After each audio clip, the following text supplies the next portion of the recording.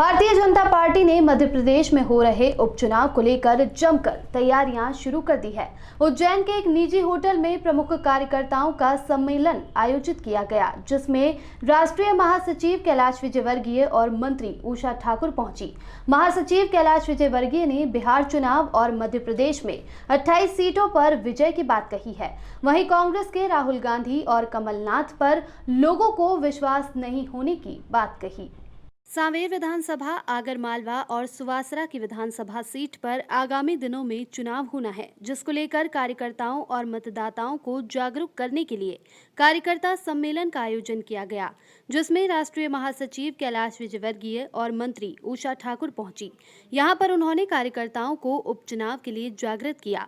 वहीं कार्यकर्ताओं से मतदाताओं के घर पर पहुंचकर उन्हें मतदान करने के लिए आश्वस्त करने का वचन लिया। राष्ट्रीय महासचिव कैलाश विजयवर्गीय ने कहा कि मध्य प्रदेश में 28 सीटों पर भाजपा की विजय होगी। कोविड के चलते मतदाता मतदान को अवॉइड न करें, इसके लिए कार्यकर्ता जनता के बीच जा जाकर अपनी बात रखेंगे और उन्हें मतदान के लिए प्रेरित करेंगे।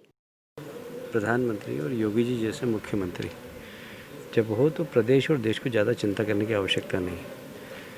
योगी जी ने अपनी छाप बनाई है सारे देश के अंदर बंगाल से अपराधीकरण को समाप्त करने की, और हमने देखा है कि ऐसा कोई भी अपराधी चाहे छोटा हो या बड़ा हो, मोदी जी की सरकार के हाथ लग गया तो उसको उन्होंने जहां पहुंचाना था वहाँ पहुंचाया है। और इसलिए कोई घटना हो गई तो यदि अधिकारी दोषी है तो अधिकारियों के खिलाफ कार्रवाई की, और अपराधी अगर है तो अपराधियों के खिलाफ कार्रवाई होगी। घटना हुई शर्मनाक, पर जो दोषी होगा उसको सज़ा मिलेगी।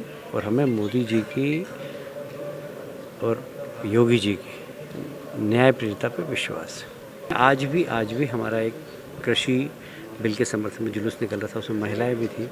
कम से कम 100 बम फेंके उन्होंने उस पूरी रैली के ऊपर। हमारे कई महिलाएं घायल है, कई कार्यकर्ता गायब है, और हमें लगता है कि आज भी कुछ कार्यकर्ताओं की हत्या हुई होगी वहाँ पर। और वहाँ ममता जी के नेतृत्व में इंसान की जान की कोई कीमत नहीं है। वो सिर्फ उनके लिए उनका कुर्सी पे मोह है, उनका इंसान की जान की बंगाल में कोई कीमत नहीं, और इसकी कीमत ममता जी को चुकाना पड़ेगी। बिहार में अब तो एक तरफा हो गया है और नितिन जी फिर से मुख्यमंत्री बनेंगे, और उन्होंने काम भी बहुत अच्छा किया। पारदर्शी सरकार दी है, एक ईमानदार नेता की छवि है, एक विकास पुरुष की छवि है। और मोदी जी ने भी लगभग 1 लाख करोड़ की जो योजनाएं पिछली बार घोषणा की थी, उसमें से काफ़ी काम हो गया वो। इसलिए मुझे लगता है कि बिहार में भी सरकार भारतीय जनता पार्टी की बनेगी।